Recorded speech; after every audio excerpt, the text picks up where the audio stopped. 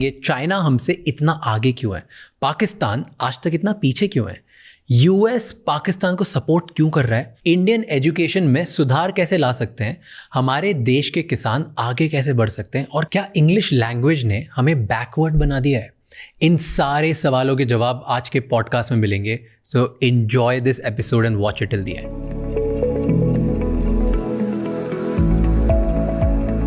आज़ाद होने के बाद जब अपनी सिचुएशन थी 1950 के आसपास बात कर रहा हूँ मैं, 47 के बाद, उस टाइम पे चाइना की भी लगभग ऐसी सिचुएशन थी और शायद और ही गया गुजरा था।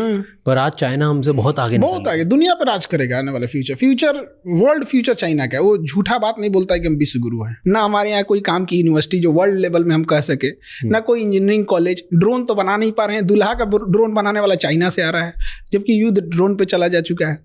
तो हम लोग फॉल्स ईगो में हम लोग नहीं जी रहे, हम लोग जी रहे हैं। चाइना ऐसा नहीं करता है। आगे निकल क्यों गया चाइना? एक होता है रियलिस्टिक सोच, एक होता है आपका आइडियोलॉजिकल, काश ऐसा होता, दुनिया ऐसी होती। तो हम लोग उसमें जी रहे हैं। और चाइना रियलिस्टिक है, भाई सड़क बनेगी काम खत्म। अब हम लोग को क्या है कि इंग्लिश थोपिए। इंग्लिश थोपने के चक्कर में 70% स्टूडेंट की जो नॉलेज है, जो वर्क फोर्स है, जो उसका टाइमिंग, वो इंग्लिश में चला गया। यूपी, बिहार, झारखंड के बच्चे जो एक मेजर पॉपुलेशन को होल्ड करते हैं, हरियाणा से लेके आप उस नॉर्थ बेल्ट को ही पूरा पकड़ लीजिए, इतने लेबोरियस बच्चे हैं। बट क्या प्रॉब्लम क्या है कि उनके पास पैसे की प्रॉब्लम्स है। पैसे की प्रॉब्लम होने की वजह से अच्छे स्कूल नहीं है, और अच्छे स्कूल ना होने की वजह से उनका इंग्लिश पे कमांड अच्छा नहीं है। अब वो अपने आप को लो फील कर रहे हैं बिना मतलब का। हम भी इंग्लिश मीडियम में मेरे घर वाले पढ़ाएं, 12-13 साल इंग्लिश मीडियम में पढ़ाएं। हम एक ही चीज़ सीखे, मे आई गो टू ड्रिंक वाटर। उसके बाद कुछ बुझाया ही नहीं हमको। 1970 के आसपास में चाइना में माओ जेडोंग आए थे। उन्होंने कहा कि बाढ़ में जाए तुम्हारा अंग्रेजी, मंडारिन भाषा बोलो, उसी में सीखेंगे। आज आप देखिए, वहाँ का प्राइम मिनिस्टर को भी इंग्लिश उतना अच्छा से नहीं आता है, प्रेसिडेंट को भी नहीं आता है। तो क्या दिक्कत है? क्या बराक ओबामा को हिंदी आती है? नहीं। तो मोदी को इंग्लिश नहीं आएगी तो क्या दिक्कत है? आप बोलिए तो एक ट्रांसलेटर रख लिया जाएगा आपको, जहां जरूरत पड़ेगी उसकी।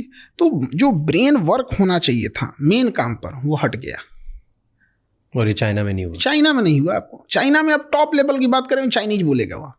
उसने टेक्नोलॉजी लगा ली, रियल टाइम कन्वर्टर लगा दिया आपको। वो तुरंत आप कान में लगाए रहिए, आप बोलिएगा तुरंत कन्वर्ट करके बता देगा। टेक्नोलॉजी है कि नहीं वहाँ पे? तो एक चाइना में ये। दूसरा, चाइना में एक चीज़ हम देखें कि जो फैक्ट्रीज वगैरह है, उसके अंदर जो वर्किंग हो रही है वो फीमेल देख रही है ज़्यादातर फैक्ट्रीज में। फीमेल जब फैक्ट्रीज से सामान प्रोडक्ट बन के बाहर आ रहा है तो उसकी मार्केटिंग, उसका सेल, उसका बाहर एक्सपोर्ट, उसकी ये चीज़ें वो मेल संभाल रहे हैं। मतलब मेल फीमेल दोनों है। अगर एक इंडोर संभाल रहा है तो एक आउटडोर संभाल रहा है। वो उनका अपना म्यूचुअल क्या देख रहे हैं, कौन क्या कर रहा है। हमारे यहाँ फीमेल को अजीब करके रख दिया, उनको मतलब घर के अंदर रख दिया। हमने कहाँ फीमेल को जिम्मेदारी दी हॉस्पिटल में? आज देखिए, फीमेल डॉक्टर, फीमेल नर्स पे पूरा मेडिकल इंडस्ट्री टिका हुआ है। उनको मौका दिए, उन्होंने करके दिखाया। एविएशन दिए हम लोग ने फीमेल को। आज पायलट हो गए, एयर होस्टेस हो गए, फीमेल हमने दिया, उन्हें करके दिखाई वहाँ पे। हमने उन्हें जिम्मेदारी ही नहीं देते। इंडिया में क्या है ना कि पैसे कमाने की जिम्मेदारी थोप दिया पुरुष के ऊपर। इससे बहुत अजीब गया कि बच्चा बाहर जाके कमा रहा है, बस इससे मतलब है कैसे कमा रहा है, मर रहा है, जी रहा है, सेफ्टी है कि नहीं है, रहने लायक है कि नहीं। मुंबई में देखिए, घर वालों को पता नहीं होगा कि यहाँ पे कोई कैसे कमा रहा होगा।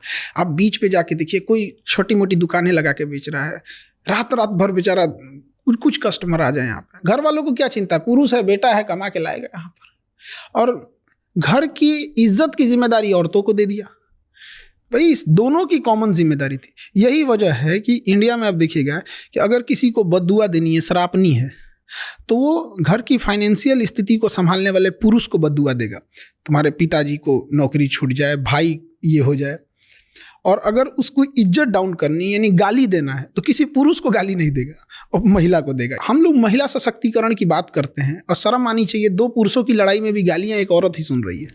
वो कहाँ से सशक्तिकरण हो? जिस लड़ाई में वो है भी नहीं, उसमें भी उसको गाली दे रहा है सब। तो चाइना में ये सब नहीं है। वहाँ पे फीमेल पार्टिसिपेशन भी बहुत अच्छा है। वहाँ के स्टूडेंट्स में कुछ अलग है?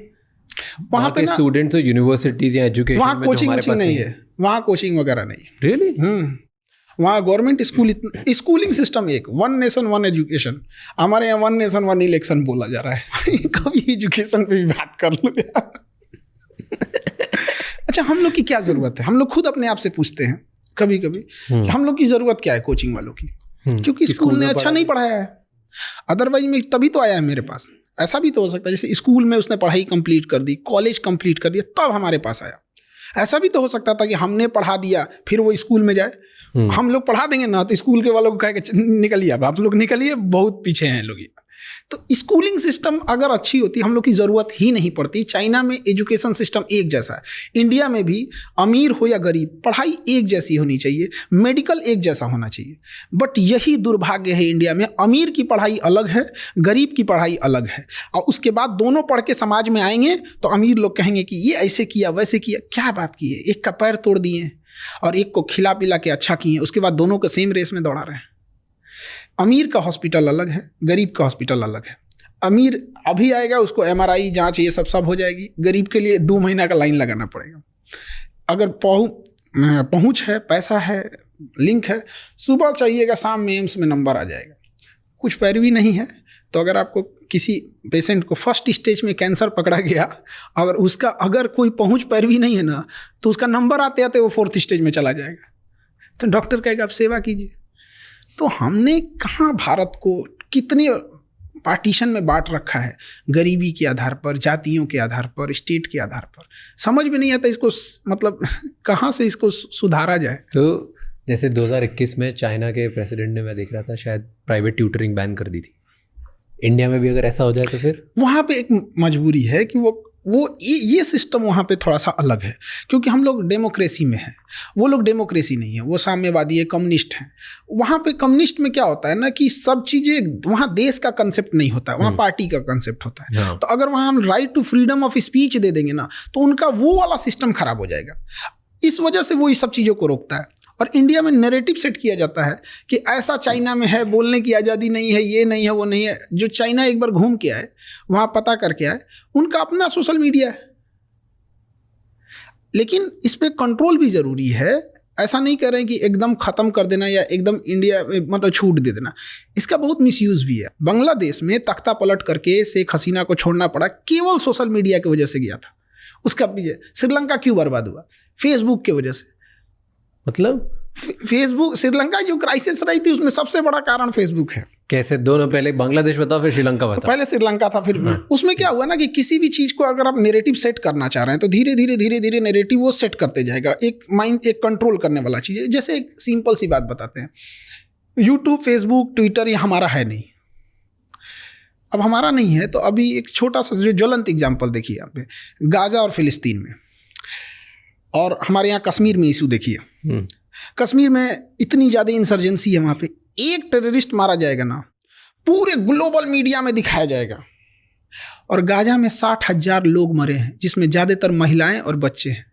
आपको वीडियो ढूंढने को मिलेगा? नहीं मिलेगा। न्यूज़ देखने को मिलेगा? नहीं मिलेगा। केवल टूटा हुआ घर देखने को मिलेगा। रीज़न क्या है? They control them. और हम लोग अगर कश्मीर में कर देते हैं तो ह्यूमन राइट का वायलेशन हो जाता है। ये ह्यूमन राइट की पार्ट सिखाते हैं सब हमको, ये सफ़ेद मुर्गा सब यूरोप में बैठ के जलियांवाला बाग में गोली चला के मारे थे सब। ये चुट्टा हम लोग को ह्यूमन राइट सिखाते हैं सब। जिस समय ये लोग जानवरों की तरह ज़िंदगी जी रहे थे ना, हमारे यहाँ वसुधैव कुटुंबकम चल रहा था। जिस समय दुनिया में केवल लूट खसोट मची थी ना, पारसी लोगों को खुद ईरान से भगा दिया गया था ना, तो हमारे यहाँ गुजरात और महाराष्ट्र में उन्हें रहने के लिए शरण दिया गया था। तो हम लोग को ये ज्ञान दे रहे हैं सब। तो सोशल मीडिया को हम लोग अनकंट्रोल कर रहे हैं। We are not digital India, we are digital user. हमारे पास डिजिटल इंडिया हम लोग बोलते हैं उसको, क्या है हमारा? यूट्यूब हमारा है, फेसबुक हमारा। आज अगर यूट्यूब गूगल कह देता है कि आपको अपने जीमेल बना रहे हैं, हर जीमेल का 1 साल का चलाने का हमको 10 रुपये चाहिए, हमें देना पड़ेगा, सब बंद हो जाएगा, एंड्रॉयड उसका हो जाएगा। तो चाइना ने कहा कि we are not digital China, we are not digital user. उसने अपना बना लिया। तो इसको अलग नैरेटिव दिखा रहे हैं कि हमें से कोई सवाल ना पूछे। देखो चाइना का अपना ट्विटर, बट ठीक किया उसने, किया अपना, उसका अपना है ना, उसने चलाने पे बैन नहीं लगाया है, अपना चलाओ। क्या उसके पास यूट्यूब नहीं है? उसका अपना है, बाइडू है उसका, वीचैट है उसका, सब कुछ है उसका अपना। हम लोग का एक चीज़ डिजिटल में बहुत अच्छा हुआ, पेमेंट सिस्टम, यूपीआई। वो बहुत बेहतरीन है, पूरी दुनिया में वैसा नहीं है। बाकी जगहों पे हम लोग का उतना अच्छा नहीं है। तो श्रीलंका में क्या हुआ? श्रीलंका में कम्युनल राइट्स को बहुत बढ़ावा दिया गया फेसबुक ने, बहुत ज़्यादा धार्मिक चीज़ों को बढ़ा के दिखाया, जिस वजह से अनस्टेबिलिटी आने लगी थी वहाँ पे, और एंटी गवर्नमेंट एंटी एस्टेब्लिश भावनाएं बहुत भड़कने लगी थी, श्रीलंका को तबाह करने लगा। और इसी बीच में जब इकोनॉमिकल क्राइसिस आती है और पहले से एंटी एस्टेब्लिशमेंट माइंडसेट है तो फिर पूरा सिस्टम कोलैप्स कर जाता है। बांग्लादेश में भी यही हुआ था, अचानक से लोग सड़कों पे 50,000 लोग कैसे आ गए? वो टेलीग्राम पे चल रहा था पहले से, और टेलीग्राम पे कंट्रोल नहीं है गवर्नमेंट का। आज देखिए किसी के टेलीग्राम पे किसी के प्राइवेट वीडियोस को भेज के उसे ब्लैकमेल कर सकता है कोई भी। एआई आ गया है, अब तो किसी का कुछ भी बना सकता है। सर हटाइए, लगा दीजिए कुछ, हमारे आपकी बात हो रही है, यहाँ किसी फेमस सेलिब्रिटी का या किसी पॉलिटिशियन का चेहरा हटा के डब कर दीजिए। अच्छा एक बात, हम चाइना इंडिया की बात कर रहे थे, चाइना से हमें दुश्मनी करनी चाहिए कि दोस्ती? दुश्मनी तो हो ही नहीं पा रहा है। कौन दुश्मनी कर रहा है जरा बताइए तो? चाइना हमारे एरिया में घुस जा रहा है, हमारे यहाँ के मिनिस्टर बोलते हैं कि मार्किंग अच्छे से नहीं है ना इसलिए घुस गया है। क्या बेवकूफी है? हाँ, दुश्मनी कहाँ कर पा रहे हैं हम लोग, तो बस फेस वॉश कर रहे हैं कि नहीं ऐसा नहीं होना चाहिए। अक्साई चीन हमारा है, हम लोग पीओके के मामले में हम लोग शेर हो जाते हैं। सीओके जो चाइना को ऑक्युपाई किया है, कभी उस पर ठीक से चर्चा नहीं हो पाती है। सेला टनल का उद्घाटन करने जाते हैं, चाइना विरोध कर देता है, क्या मतलब बनता है? ताइवान को हम लोग एक्सेप्ट नहीं करते हैं एज ए कंट्री, किसके डर से? चाइना के डर से। क्यों डरते हैं? ये हम थोड़े डर रहे हैं। जो बैठे हैं लोग डर रहे हैं, लोग हम तो कह रहे हैं काहे डर रहे हो भाई। बट आपको क्या लगता है क्यों डर? कुछ तो रीजन होगा तभी। अब डिप्लोमेटिक है, वहां पे शुरू से चला आया है, ऐसा नहीं कि मोदी जी डर रहे हैं, मनमोहन सिंह भी वही कर रहे थे। तो कई बार हम लोग ये कहते हैं ना, तो लोगों को लगता है कि नहीं ये कर रहे थे, वो भी वही कर रहे थे। तिब्बत चाइना ने कब्जा कर लिया था, पंचशील समझौता लेके जवाहरलाल नेहरू घूम रहे थे, चाइना ने पीठ पे खंजर मार दिया। अब तिब्बत के मामले में हम लोग खुल के नहीं बोल पाते हैं, दलाई लामा को लेके चाइना हमेशा कुछ ना कुछ वो करते रहता है, तो हम लोग कहाँ चाइना से लड़ ही रहे हैं, कहाँ चाइना से दुश्मनी ही कर रहे हैं। बट कर सकते हैं हम, क्यों नहीं कर सकते? उतना होना चाहिए ना। हमारी इकोनॉमी उनकी इकोनॉमी में जमीन आसमान का अंतर। तो हम लोग ना फेंकने में नीरज चोपड़ा से आगे हैं।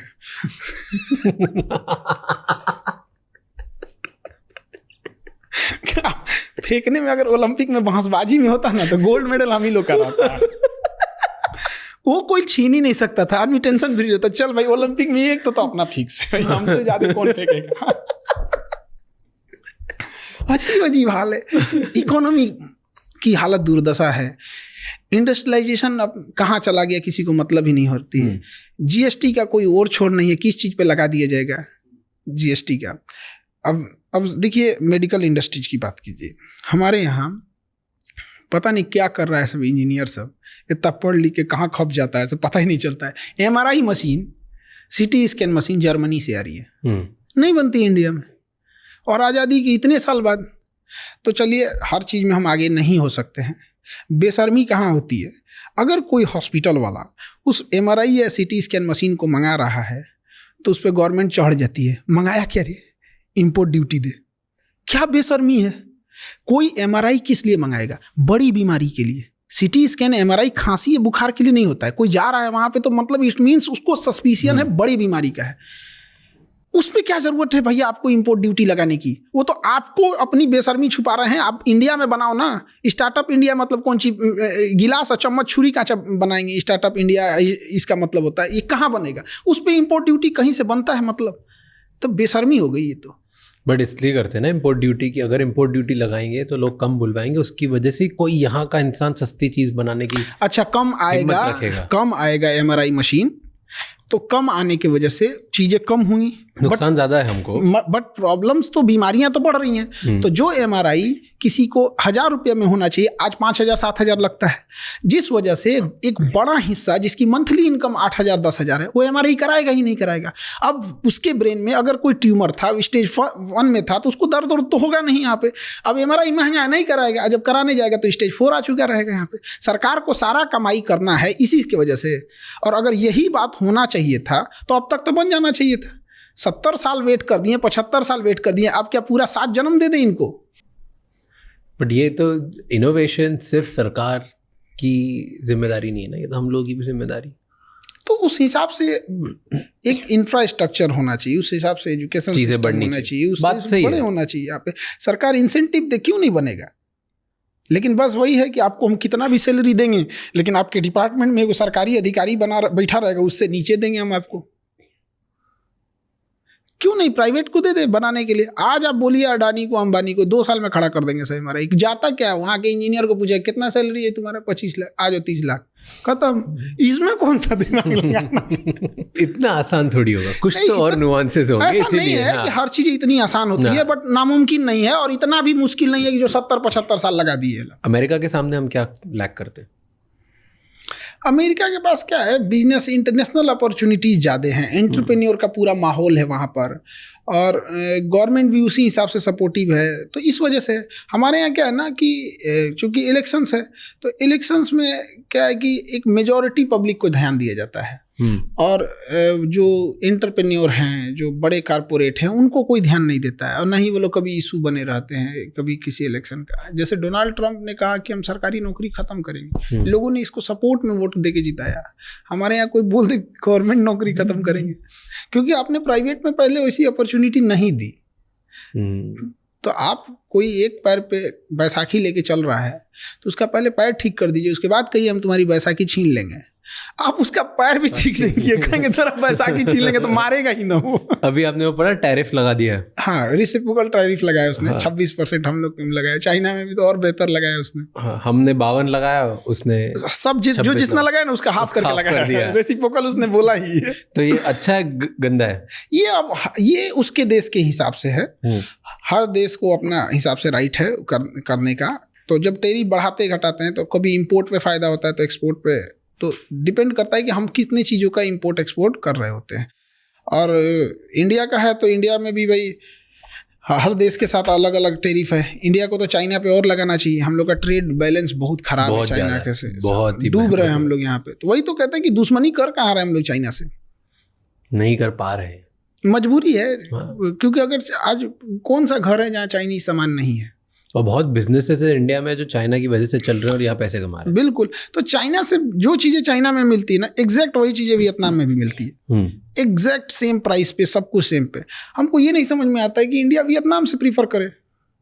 एटलीस्ट वियतनाम चाइना का दुश्मन है, उसी को मजबूत कर दे। नहीं यार, इतनी टेक्नोलॉजी नहीं है वियतनाम में इस लेवल की, जो कुछ भी मटेरियल बुलवाना हो तो ऐसा नहीं है कि हम लोग जैसे चाइना को अगर हम लोग रिप्लेसमेंट के तौर पे देखा जाए, तो कुछ साउथ एशिया की कंट्रीज हैं, बट क्या है ना कि हमने ऑप्शन ही नहीं दिया किसी को। जब आप ऑप्शन नहीं देंगे तो अपडेट नहीं होगा, मार्केट नहीं होगी, किसी होटल में कस्टमर ही कम आएंगे, तो कितनी वेराइटीज रखेगा? तो कस्टमर पहले, अब वो तो चिकन और एग वाली मुर्गी पहले आया कि अंडा पहले आया, तो थोड़ा हम लोग को उधर जाना चाहिए उस एरिया में। बट चाइना का कुछ जरूरत से ज्यादा डिपेंडेंसी है। बट चाइना का और अमेरिका का अभी क्या 36 का आंकड़ा चल रहा है, देखा? हाँ, दोनों अपने अपने, वो एक सुपर पावर बना हुआ है, इसका कहना है हम बनेंगे, तो टसल है भयंकर। और अभी अमेरिका ने जितना टैरिफ लगाया, चाइना ने उतना ही वापस लगा दिया, वो देखा? वो चाइना का ये चीज बहुत अच्छा लगता है। वहाँ पे आप उसको कुछ भी कीजिएगा, वो दबाव देगा। वो देश, उसके यहाँ पॉलिटिक्स नहीं है, उसके यहाँ देश है, वो तुरंत लगा देगा। हम लोग नहीं लगा सकते, मजबूरी भी है, हम लोग किसी को ब्लेम नहीं कर सकते। किसके दम पे कूदिएगा? ना इंडस्ट्रियलाइजेशन है, ना इकोनॉमी है उस हिसाब से। क्योंकि अमेरिका को, केवल अमेरिका पावरफुल नहीं ना, हर जगह पावर रखता है। वर्ल्ड बैंक से फंडिंग रोक देगा, हमारे लोन रोक देगा, IMF हो गए या वर्ल्ड बैंक हो गए, यूरोपीय यूनियन से दबाव बनवा देगा। कुछ नासा और इसरो के बीच का कोई कॉन्ट्रैक्ट होगा, उसको रुकवा देगा, डिले करा देगा।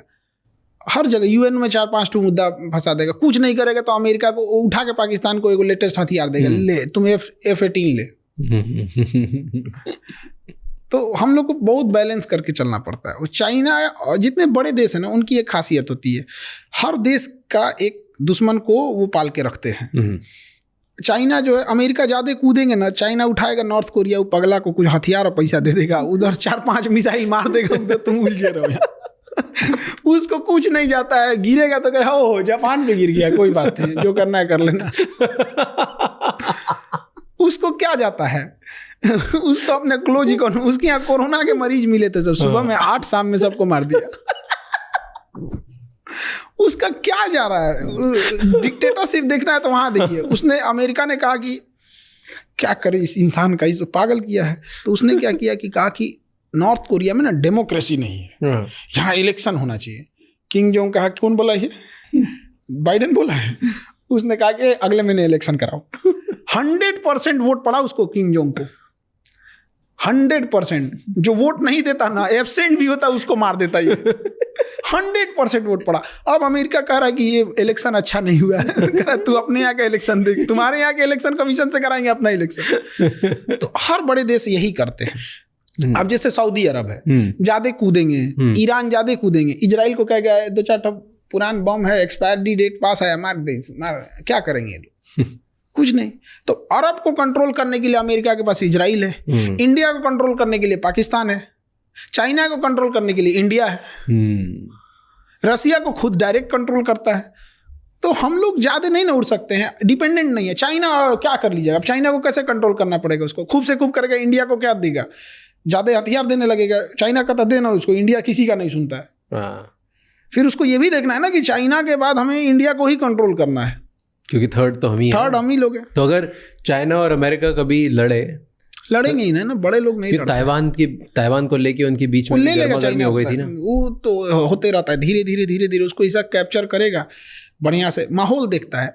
जैसे 1962 में जब हमारे यहाँ वार हुआ था, रसिया हमें बचाने नहीं आया था, बचा भी नहीं पाता, क्योंकि चाइना वो उस माहौल को तलाश रहा था कि 1960 में हम लोग का पंचशील समझौता खत्म हो गया था। वो सोच रहा था कि ऐसा टाइम आए ना जहाँ वर्ल्ड उलझी हुई हो। उसी समय क्यूबन मिसाइल क्राइसिस हुआ था। ऐसा लग रहा था कि अमेरिका और रसिया में परमाणु युद्ध आज हो जाएगा कि शाम में होगा कि सुबह होगा, कुछ नहीं पता। मार दिया 62 में आ जाओ। यहाँ पे अमेरिका करा, हमको क्या पता भाई, रसिया करा हमको। तो ऐसा कहीं ना कहीं जब टाइम आएगा तो चाइना और अमेरिका और रसिया एकदम आमने सामने होंगे। उसी समय ताइवान को लेके चला जाएगा और रसिया भी कहेगा लेके जा, इधर लेके जा, क्योंकि कुछ ना कुछ डाइवर्जन अमेरिका ताइवान को बचाने के लिए पक्का करेगा वहाँ। अब इसीलिए चाइना को देखिएगा, हमेशा कुछ ना कुछ गड़बड़ सड़बड़ करते रहता है ताइवान में। वो पाथ तलाश रहा है कि कहाँ से एंट्री करेंगे, क्या करेंगे। वो ड्रिल कर रहा है, ड्रिल। और किसी दिन ड्रिल के नाम पे अनाउंस करेगा this is not drill, now this is वो ले लेगा ताइवान, दब लेगा। लेकिन जिस समय रसिया और अमेरिका बिजी रहेंगे वो ताइवान की ओर जाएगा। बट अगर हम मैप में देखेंगे तो ताइवान एकदम फार ईस्ट है, तो इसे अपनी हैवी मिलिट्री, एयरफोर्स, नेवी को ताइवान की ओर ढकेलना पड़ेगा। एग्जैक्ट वही टाइम होगा हम लोग कश्मीर के लिए अक्साई चीन पे चढ़ जाए। पर हम थोड़ी करेंगे, अब ये तो मोदी जी बताएंगे। पर हम नहीं करेंगे ना, क्योंकि यही खराबी लगती है। आपके पास है, वहां पे हमारी सेना लड़ सकती है। पर इंडिया आगे बढ़ के कभी भी ना लेता है, ना अटैक करता है, कुछ नहीं करता। हमारी फिलॉसफी नहीं है। 70 साल से देख लो आप, कुछ भी नहीं। हमारी ये फिलॉसफी मानते ही नहीं। हमें फिलॉसफी चेंज करने की जरूरत है। पब्लिक जब प्रेशर लगाएगी तो पब्लिक को ये सब चीज़ों से मतलब ही नहीं रहता है। वो सब लोग को अपनी हमारा जात ठीक है, हमारा धर्म ठीक है, हमारी राजनीतिक पार्टी ठीक है, माइंडसेट बहुत ख़राब होता है। नेशनल इंटरेस्ट देखना चाहिए। तो यही मौका है, नहीं तो चुपचाप देखेंगे ताइवान ले लिया कि ताइवान ले लेगा, उसके बाद चाइना फिर नहीं रुकेगा। ताइवान लेने के बाद तो खत्म, बेलगाम घोड़ा। क्योंकि वो सेमीकंडक्टर सिलिकॉन शील्ड उसको रोक के रखा है। और दूसरा उसके बाद क्या है ना कि इसका इंटरनल इशू खत्म हो जाएगा चाइना का।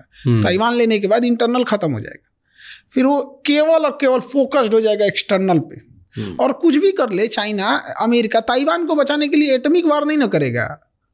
और चाइना का तो कोई लिमिट नहीं है, उसको तो हर हाल में वो चाहिए ही चाहिए, वहाँ पे ले ही जाएगा वहाँ पे। तो ये फ्यूचर आपको लगता है कि होना ही? हाँ, बस हम लोग बस ये देखना यूरोप कितना अनस्टेबल रहता है। जैसे बीच में ये फिलिस्तीन और गाजा वाला ना उठ गया, वरना यूक्रेन और रशिया ज्यादा उलझे रहता तो निपटा देता इधर ही। यूक्रेन और रशिया जो चल रहा है उसमें आपको लगता है कि इंडिया ने चुप रह के रशिया का साथ दिया? तो हम खुल के कहते हैं रसिया के दिया था, यूक्रेन का साथ देंगे हम? क्या किया हमारे लिए? बिना मतलब का आएंगे साथ खोजने। सूरजमुखी का फूल भेज दिए, 2-4 को रिफाइन तेल भेज दिए तो हम आपका साथ दे देंगे। रखे रहो अपन रिफाइन तेल, हम ब्राजील से मंगा लेंगे। यहाँ खुल के बोलते हैं रसिया का साथ दिए हैं। रसिया ने भी हमारा साथ दिया है, चाहे यूएन में वीटो का मामला हो। इसमें खुल छुपा के कौन सा बात करना। अब हम लोग कोई डिप्लोमेटिक पोस्ट पे थोड़े बैठे हैं कि लोग हमसे पूछेगा हाँ साथ दिए हैं। अमेरिका खुल के कहता है ना कि वो इजराइल का साथ दिया है, अमेरिका खुल के कहता है कि वो यूक्रेन का साथ दिया है। हम क्यों मोए करें? हम भी दिए हैं। बट बोलते नहीं ना हम खुल के। हाँ, नहीं बोलते हैं, हमारी कुछ मजबूरी, क्योंकि यूरोपीय यूनियन है सब और उधर अमेरिका है, पूरा वर्ल्ड एक साइड से हो गए हैं सब यहाँ, और हम लोग थोड़ा सा इसमें। आपको लगता है यूक्रेन और रशिया में कौन सही है? रसिया। क्यों? आप मेरे दुश्मन को मेरे सिधाने ले आके बैठाइएगा, हम क्या करेंगे?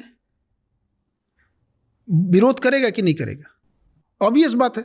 नाटो का आर्टिकल 5 कहता है कि नाटो की कोई भी कंट्री रहेगी वहां नाटो की आर्मी की पूरी डायरेक्ट एक्सेसिबिलिटी रहेगी। आप बैठा के वहां ले आएंगे रसिया को? भाई तुम्हें डेवलप करना है, करो। यूरोपीय यूनियन में गया, कहाँ इसने अटैक किया है? बिना मतलब का उसको कहाँ से जाएगा? और नाटो का मतलब क्या बनता है आज के डेट में, जब वर्ल्ड यूएनओ हाई है, यूएनओ कहता है कि हम थर्ड वर्ल्ड वार होने नहीं देंगे। ये 32 कंट्री मिलके कहते हैं अगर हमारे पे किसी ने मारा हम सबको मिलके मारेंगे। क्या मतलब बनता है? नाटो का तो होना ही नहीं चाहिए दुनिया में। फिर 32 कंट्री अब हेल्प क्यों नहीं कर रही है जब ये हो रहा है? तो मारे हुआ पुतिन बैठा हुआ है, उसको क्या जाता है? वो तो नॉर्थ कोरिया से बुलाया है सैनिक को जानबूझ के यूक्रेन में घुसाने के लिए, क्योंकि नॉर्थ कोरिया के पास एक बहाना मिल जाएगा कि किसी दिन अगर इसके 2-4 सैनिक मारे गए तो कह देगा हमारे सैनिक मारे गए, यानी हमारे देश पे आया हुआ है, हमारे पास परमाणु बम खाली है। वो जानबूझ के लाया ना कि उसके पास एक और फ्रंट खुला रहे। और जब से ट्रम्प आए हैं तब से तो यूक्रेन और कमजोर हो गया।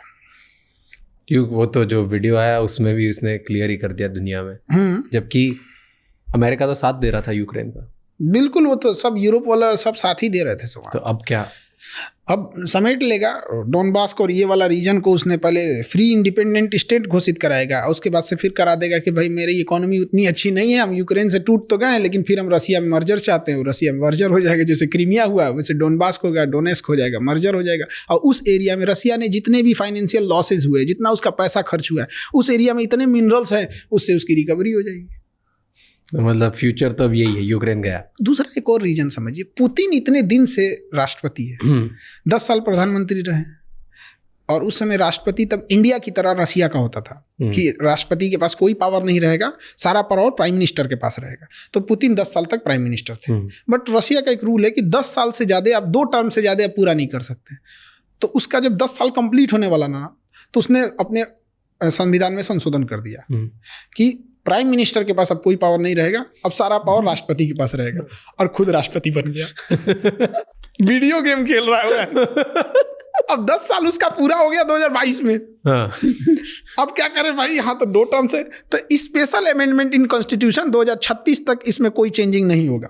इंडिया में भी ऐसा हुआ था, 2002 में हुआ था कि लोकसभा की सीटें 2026 तक नहीं बढ़ाई जाएंगी। तो उसने कहा कि 2036 तक मतलब अभी एज इट इज रहेगा यहाँ पर। अब इंटरनल बगावत होने लगा। तो जब इंटरनल बगावत होती है ना, तो इसको कंट्रोल करने का सबसे आसान तरीका होता है ना, कोई वार कर दो। ऐसे ही माओ के टाइम पे हुआ था 1960 में चाइना में मार दी, इंडिया में लड़ गए यहाँ पे। ऑब्वियस बात है, अभी आज चाहे महंगाई जितनी भी हो, चाहे जो भी हो, हमें अपने प्रधानमंत्री से या एट ए टाइम के प्रधानमंत्री या पहले के कोई भी प्रधानमंत्री लाख शिकायत होगी, लेकिन जब वार के टाइम पे तो हम सब एक हैं। कारगिल के टाइम पे कोई ये कह सकता है क्या कि हम अटल बिहारी वाजपेयी के साथ नहीं थे, भले उन्हें वोट न दिया हो? तो पुतिन के लिए युद्ध लंबा खींचना अपने विरोधियों को निपटाने का एक अच्छा रास्ता। निपटा दिया अंदर। वो क्या नाम थे उनको, वैगनार ग्रुप के थे, प्रेगोजिन की क्या नाम था, उनको जहाज से उड़वा दिया, जा रहे थे बेलारूस। तो रसिया का एक अलग है, वो लड़ाई को केवल ये नहीं देखिए वहाँ पे, वो चाहे तो खत्म करके आज ही ले सकता है, लेकिन लंबा कर रहा है, खींच रहा है उसको, उसकी पॉपुलैरिटी, उसका विश्वास, उसकी नेशनलिटी बढ़ रही है कि ये रशियंस के साथ है। रसिया को यही बचा रहा है, वो दुनिया को अपने यहाँ दिखा रहा है रसियन भाषा में बोल के। उसकी न्यूज़ तो चल रही है ना कि आज अगर पुतिन नहीं होता तो पूरी दुनिया रसिया को समेट चुकी होती ना। नाटो कहाँ तक चला गया रहता, दिखाएगा वहाँ पर कि ना क्रेमलिन बचा होता, ना मॉस्को बचता, ना पीटर्सबर्ग बचता, ना व्लादिवोस्टोक, सब यूरोप वाले कब्जा कर लेते। तो लोगों का रहता यही रहेगा, पुतिन ही रहेगा, 2036 नहीं जी 50 तक रहेगा। वार गलत है ना, लोग मरते हैं। वार गलत रहता ना, बांसुरी बजाने वाला कृष्ण कन्हैया महाभारत होने नहीं देते। कुछ लोग बात से सुनबे नहीं करते, लात देना ही पड़ता है। आप 32 देशों के ग्रुप जिसमें एटॉमिक पावर 3 के पास है, ब्रिटेन के पास है, फ्रांस के पास है, अमेरिका के पास है, पावर में सबसे ज़्यादा, लॉबी सबसे ज़्यादा, टेक्नोलॉजी सबसे ज़्यादा, हथियार सबसे ज़्यादा, यूएन में पहुंच सबसे ज़्यादा, इसके बावजूद ही 3200 मिल के एक साथ रहेंगे और कहेंगे कि हमें कोई मारेगा, हम 3200 मिल के मारेंगे। सद्दाम हुसैन को पूरा उड़ा दिया सब, लीबिया को पूरा उड़ा दिया, यमन को पूरा उड़ा दिया, सीरिया को पूरा उड़ा दिया। उड़ा दिया। हमारे पास ये जितने देशों को उड़ाया, कम से कम 2 से 3 लाख इंडियंस वहां काम करते थे। हमें क्या मिला? कुछ नहीं। बीच मझधार में छोड़ के अफगानिस्तान को चला गया। अफगानिस्तान में हम लोग के करोड़ों इन्वेस्टमेंट है, सब फंस के रह गए। तो क्या मतलब बनता है आज के डेट में नाटो का? हिम्मत नहीं है किसी देश के पास ये कहने की कि नाटो गलत है। वो अलग बात है, बट गलत तो है ना। पर उनका मेन आइडिया तो ये है ना कि कोई भी एक दूसरा पावरफुल देश हम छोटे छोटे देशों को अलग तरीके से खत्म ना करे, इसलिए हम सब साथ में जुड़ के रहेंगे, क्योंकि हम सब बहुत पास में बहुत छोटे छोटे देश हैं। कौन? यूरोप वाले कहते हैं ऐसा? हाँ, तो मेन मतलब तो इसीलिए तो स्टार्ट हुआ था ना नेटो, कि एक छोटा देश सारे नाटो हुआ था किसको कंट्रोल करने के लिए? उस समय रसिया बेलगाम था, यूएसएसआर था। तो यूएसएसआर इधर रसिया था। हाँ, तो ये बहुत बड़ा था, ये था छोटे छोटे जब थे। ये खत्म हो गए, जब आप कहें कि भाई हमको रसिया से डर है इसलिए हम ग्रुप बना रहे हैं, रसिया टूट गया, अब ये रहा बड़े देश, तो फिर इसे भी खत्म करो भैया। तो फिर तो वही बात हुआ, इसके डर से आप बनाए और आप खुद बने गए, तो आपके डर से भी तो कोई और बनाना चाहिए। फिर चाइना बना लिया तो क्या गलत किया? चाइना बना ले, नॉर्थ कोरिया बना ले, इराक बना ले, ईरान बना ले, तालिबान मिल के बना ले सब, कि हम पांचों पे कोई मारेगा तो हम मार देंगे परमाणु बम। उधर चाइना संशोधन कर दे कि हमारा ईरान एलआई है, हमारा नॉर्थ कोरिया एलआई है, तालिबान हमारा एलआई है, गाजा हमारा एलआई है। किसी पे अगर होगा तो हम अपने एटॉमिक पावर का यूज कर सकते हैं, तो हो गया काम खत्म। तो ये थर्ड वर्ल्ड वॉर किस चीज से होगा हमें पता नहीं, लेकिन एक कहावत का एक विद्वान ने कहा था कि थर्ड वर्ल्ड वॉर कब होगा ये पता नहीं, लेकिन फोर्थ वर्ल्ड वॉर हम लोग पत्थर और लाठियों से लड़ेंगे, क्योंकि थर्ड वर्ल्ड वॉर में इतनी तबाही मचाएगा सब कि हम लोग स्टोन होज में चले जाएंगे। लगता है वॉर होगा कि होने नहीं देंगे? नहीं होने देंगे। मतलब अब दुनिया उस लेवल पे कि जहाँ पे वर्ल्ड वॉर 3 वगैरह नहीं होगा। सब हथियार बेचने वाले कंपनी है, सब अंधेरे का डर दिखा के टॉर्च बेचते हैं। थोड़ा बस मुनाफा होना चाहिए बस। करोड़ों की कमाई है। एक जहाज बेच देंगे सब, एक अपाची हेलीकॉप्टर में 6000 करोड़ का। यहाँ पता चला 10 जिला मिल के खेती करेगा तो 6000 करोड़ कभी ना कमा पाए। वहाँ एक हेलीकॉप्टर बेचा निकल गया, और उसके बाद उसके पास उसका मेंटेनेंस अलग, पायलट की ट्रेनिंग अलग, फिर हथियार खत्म हो गया तो अलग। ये मेरा ही हथियार लगा सकते हो। छोटे छोटे वॉर कराना फायदेमंद होता है उन लोग के लिए। और वो लोग अभी एक स्पेशल फोर्स के ऑफिसर थे जो टेररिस्ट से लड़ते हैं इंडिया में, वो बता रहे थे हमें कि बहुत सारी बड़ी बड़ी वेपन कंपनीज वो आती है हमारे बॉर्डर एरिया में, जो नक्सलाइट्स है और जो हमारे ये मिलिटेंट्स हैं, इनको एडवांस वेपन फ्री में बांट के जाती है ताकि ये अटैक करें। और फिर वो वेपन से, क्योंकि वो एडवांस वेपन के साथ अटैक करती है, फिर आके वो देशों को जाके बेचती है कि यार देखो उनके पास इतने एडवांस है तो आपको भी एडवांस लेने चाहिए, फिर डबल प्राइस में देशों को बेचती है। जिस कंपनी का हथियार किसी टेररिस्ट के पास मिल गया, उस कंपनी के ऊपर जांच होनी चाहिए और उसे इंटरनेशनली ब्लॉक करना चाहिए। International block.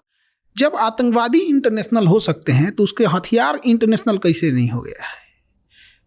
तो ये तो कौन ब्लॉक करेगा? अमेरिका वगैरह, उन्हीं पे सारा हथियार है, वही तो बनाते हैं। तो इनके हिसाब से ना, ये किसको आतंकवादी बोलेंगे, किसी को बने। ये मुंबई को उड़ा के गया अजमल का साहब, इजराइल ने उसे आतंकवादी नहीं बोला। क्या बेशर्मी है। क्यों नहीं बोला? कहा कि हम अभी जांच कर रहे हैं, हमारे हिसाब से नहीं हो रहा है। क्या बेशर्मी है। इजराइल इतना पावरफुल क्यों है? सारे देश डरते क्यों? आपने एक वीडियो बनाया इसके ऊपर कि इजराइल से सारे देश डरते हैं। वहां के देश डरते हैं जहाँ खर न पतवार या ऋण प्रधान, एक कहावत कहा जाता है। उन सबको आता क्या है? अरब वालों को खजूर, ऊंट, तेल खत्म, खेल खत्म। वहां पे लड़ सकते हैं। वहां पे क्या जा रहा है? जिससे लड़ रहा है, अब देखिए सीरिया में कोई राष्ट्रपति नहीं है, उठ के गोलान हाइट कब्जा कर लिया।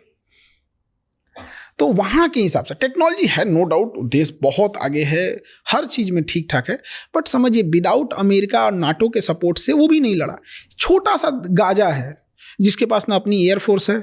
गाजा का शर्त क्या है कि फिलिस्तीन ना एयरफोर्स रखेगा, ना नेवी रखेगा, ना ही थल सेना रखेगा, ना उसे देश की मान्यता दिया जाएगा। तो उसका कहना है भाई तुम आया है क्या, कहा तुम जानो, उसको कुछ रखने ही नहीं देता है। उससे मारने के लिए, उसको मारने के लिए इसे फ्रांस से सपोर्ट लेना पड़ा, अमेरिका से सपोर्ट लेना पड़ा, इससे तो दुनिया भर से सपोर्ट लेना पड़ा। क्यों? उसके पास हथियार खत्म हो गए ना। तो ऐसा क्यों? वो इतनी सी बेल्ट ने इतना, अगर इसको खत्म ही करना है तो जरा से गाजा ने कैसे परेशान कर दिया इनको? एक बिल्डिंग को मारने के लिए आपके पास कम से कम 10 एक्सप्लोसिव उड़ानी पड़ेगी। एक मोहल्ला को उड़ाने के लिए आपके पास एक तो डिपो उड़ जाएगा। पूरी कंप्लीट हथियार किसी को कंप्लीट डेमोलिश करने के लिए तो बनाया नहीं जाता, हथियार आपको आगे एडवांटेज देने के लिए बनाया गया। अब आप उसको कंप्लीट डिमोलिश करने के लिए जाएंगे तो क्या होगा? अब जेसीबी है थोड़े मोड़े खोदने के लिए, आपको ये पूरी शहर को खोदो, पागल हो जाएगा यार, हमको इसलिए बनाया ही नहीं है यार। वो तो परमाणु बम बनाया गया था कंप्लीट डिमोलिश करने के लिए। तो इनका ग्रुप बहुत तगड़ा है, इजराइल हो गए या नाटो वाले, इनका ग्रुप बहुत तगड़ा है। और ये नाटो वाले आए थे सब वियतनाम में, वियतनाम वाला इतना मार मारा था सबने, इतना मार मारा था सब कि जान बचा के भागे हैं अमेरिका वहां से। 20 साल लड़े थे, कुछ नहीं कर पाए, भगा दिया से वहां पे। क्यों नहीं हो पाया ये? इस वॉर के बारे में मुझे ज्यादा पता नहीं है, बट वियतनाम में अमेरिका वॉर नहीं जीत पाया। नहीं जीत पाया, कभी नहीं जीत पाएंगे वहां पे। देखिए, we can not fight with the geography. ना वो वियतनाम जीत सकते हैं और ना ही अफगानिस्तान जीत सकते हैं। केवल अमेरिका नहीं, रसिया भी तो हार के गया है, कोई नहीं जीत सकता। इवन ब्रिटेन वाले जब हमें गुलाम बनाए थे, लेकिन अफगानिस्तान को आज़ाद कर दिए थे सब। हमारी आज़ादी से पहले म्यांमार को साइड कर दिया सब 1935 के अधिनियम द्वारा 37 में। ज्योग्राफी ऐसी है ना, जैसे अमेरिकन वाले सब जो है ना, जमीन पे नहीं लड़ सकते हैं, वो जमीन पे कभी नहीं लड़ पाएंगे। उनके पास टेक्नोलॉजी है, ऊपर से ड्रोन मार देंगे, हेलीकॉप्टर उतार देंगे, टैंक लेके घुस जाएंगे। लेकिन जहाँ ये काम नहीं आएगा वहाँ क्या करिएगा? अफगानिस्तान में पहाड़ है, वो चुपचाप लेट जाएगा, ड्रोन को पता ही नहीं चलेगा साइड में है, और ड्रोन उड़ेंगे ना तो पास में आकर ले जा यहाँ से। वियतनाम में जंगल है, कुछ काम नहीं आने वाला है वहाँ, वो अंदर अंदर सुरंग खोद के चल दिए सब। तो ज़मीन पे वो नहीं लड़ सकता है, यही है। और ज़मीन पे प्लेन अगर एरिया है तो लड़ लेगा। इराक खाली मिला था, लड़ लिया। अफगानिस्तान 20 साल लड़े थे, वापस गए भी तो इज्जत से नहीं गए। उसने कहा कि 10 दिन का नहीं, हम तुम्हें केवल 5 दिन का टाइम देते हैं, सोचिए। सब छोड़ छुड़ा के चले भागो। आज जिस दिन जा रहा था ना, उस दिन भी मार दिया सब तालिबान वाले, उस दिन भी। हमारा अफगानिस्तान से अच्छा रिलेशन है, बट तालिबान से नहीं। तालिबान से तो रिलेशन ही नहीं है, बट नो डाउट इंडिया और अफगानिस्तान बहुत बहुत अच्छा रिलेशन है। हम लोग के मैच जीतने पे अफगानिस्तान वाले खुश हो जाते हैं। पर तालिबान के साथ अभी क्या हो रहा है रिलेशनशिप? अभी तो कोई रिलेशन ही स्टार्ट नहीं है, बट इंडिया को कुछ ना कुछ सोचना पड़ेगा। आपने खुला मैदान छोड़ दिया, वहां से चाइना घुस जाएगा। इलेक्शन कराना चाहिए उन्हें। अगर इलेक्शन के बाद अगर गवर्नमेंट जीत जाती है तो एक बहाना रहता है कि भाई I support the elected government. क्योंकि अफगानिस्तान का है ना यहाँ पे, उसको उसका नाम चेंज कर देंगे सब, वो सब अपना। तो गवर्नमेंट को सोचना चाहिए, क्योंकि अफगानिस्तान हमारे लिए बहुत अच्छा चीज़ है। क्योंकि मेरे दुश्मन का दुश्मन मेरा दोस्त, हमारा दुश्मन पाकिस्तान है, उसका दुश्मन अफगानिस्तान है, उसको सपोर्ट करना। हमें अफगानिस्तान खुला नहीं छोड़ना चाहिए। अफगानिस्तान से तो बहुत लोग अभी भाग रहे हैं, करेंगे क्या बेचारे वो लोग, मरेंगे वहाँ। तो वहाँ पर तो अभी मैं लंदन में था, और जहाँ पर टैक्सी ड्राइवर था मेरे साथ, वो अफगानी था, और वो बता रहा था कि अफगानिस्तान में कैसा रैकेट चलता है लंदन आने के लिए। तो अफगानी लोग पाकिस्तान जाते हैं फर्जी डॉक्यूमेंट बना के, वहाँ पैसे खिला के, बहुत आसान है जाना। फिर पाकिस्तान से किसी ना किसी तरफ डॉक्यूमेंट बनाते हैं, पासपोर्ट बनवाते हैं, जिससे वो टूरिस्ट वीज़ा पे लंदन आते हैं, क्योंकि पाकिस्तान से या स्टूडेंट वीज़ा पे। लंदन में इनकी ही एक एजेंसी है जो इन लोगों को डॉक्यूमेंट देती कि यहाँ इनको पढ़ाने के लिए बुला रहे हैं। पढ़ाई के पेपर दे के वो पहुँच जाते हैं, जैसे उधर वहाँ पहुँच के पासपोर्ट फाड़ के फेंक के घूम जाते हैं। फिर घूम के इधर उधर जितना टाइम घूम लिए, घूमने के बाद जाके सरेंडर कर देते हैं कि हम भाग के आए, हमको असाइलम दे दो, हमको यहीं रहने दो, क्योंकि अगर हमको हमारे देश भेजा तो वहाँ मार दिया जाएंगे, हम किसी भी देश के नहीं हैं। और ये बस बोलते हैं कि हम अफ़गानी हैं, बताते नहीं कि पाकिस्तान के रूट से हैं, बोलते हैं हम अफ़गानी, हम किसी तरह यहाँ पे भाग भुका के पहुँच गए। और पहुँच गए तो फिर वहाँ पे एक रूल है जहाँ पे 5 साल तक तुम्हें फिर वो वीज़ा देते हैं रहने के लिए। 5 साल तक तुम उधर रह लो, तो 5 साल के बाद तुम उधर अपनी सिटीजनशिप के लिए अप्लाई कर सकते हो। ये लंदन वालों को इस पर तकलीफ हो रहा होगा, इन्हीं गधों ने अफगानिस्तान को हमसे अलग किया है, इन्हीं गधों ने पाकिस्तान को हमसे अलग किया है। पाकिस्तान के लोगों, जो पाकिस्तान में पैदा हुआ एज ए ह्यूमन, सोचिए उसकी कितनी दुर्दशा होगी। लड़कियों की हालत ऐसी खराब को, उसका हस्बैंड कब एक नया दुल्हन लेके चलाएगा पता ही नहीं चलेगा उसको। कितना खराब लगे। एक पर्सनल लिबर्टी भी होती है ना, वहाँ पे एक आदमी 4-5 शादी कर लिया, अब आपने वैसा माहौल बना दिया कि जिंदा रहने को ये लोग विकास समझे, अलग बात है। अब देखिए सबसे बड़ी खराबी क्या थी, जब देश आज़ाद हुआ तो गांधी जी तो खैर बंगाल में दंगा छिड़ा हुआ था, कोई पूछने नहीं गया था, तो आज़ादी का लोग इधर दिल्ली में जश्न मना रहे थे। वो बूढ़ा इंसान एक टूटे हुए घर में था कि इसे उग्र भीड़ ने तोड़ दिया है। मैं ये दिखाना चाह रहा हूँ कि हिंदुस्तान आज भी जिंदा है। तो वहाँ लोग भले गाली देते हैं, जिसकी औकात अपने गांव के मुखिया से लड़ने की नहीं है, जिसकी औकात एक विधायक से लड़ने की नहीं है, वो उस गांधी पे आवाज़ उठाता है जो गुलाम देश में इंग्लैंड की महारानी से लड़ा था। क्या बोलिएगा इसे, खैर वो अलग चीज़ है, क्योंकि गांधी को मानने वाले भी गांधी के विचार वाले होते हैं। जब देश आज़ाद हुआ, सबसे बड़ी बेवकूफ़ी हम लोग से क्या हुआ, हमारा देश है, कोई ससुर आया इसे लाइन खींच दिया कि इसके इधर इंडिया, इसके इधर पाकिस्तान, हम मान लिए। क्या बेवकूफ़ी थी, चाहे उस समय सरदार पटेल हो, जवाहरलाल नेहरू हो। हमारे देश में क्या है ना कि आप एक नेता को गाली दो, एक को मत बोलो। भाई दोनों लोगों ने क्या किया, ये आपके ऊपर एक लाइन कोई खींच के चला गया, आप क्या करेंगे, तुम जाना है ब्रिटेन जाओ। उसने क्या किया, सेनापति कहा कि हमारी सेनापति 2 साल तक यही रहेंगे। जनरल बूचर था वहाँ पे, तो वो वहीं रह गया। आप 2 साल बाद मिटा देते उसको, जिन्ना मर चुका था, पाकिस्तान में जिन्ना के अलावा कोई नेता ही नहीं था। अबुल कलाम आज़ाद को यहाँ खड़ा कर देते,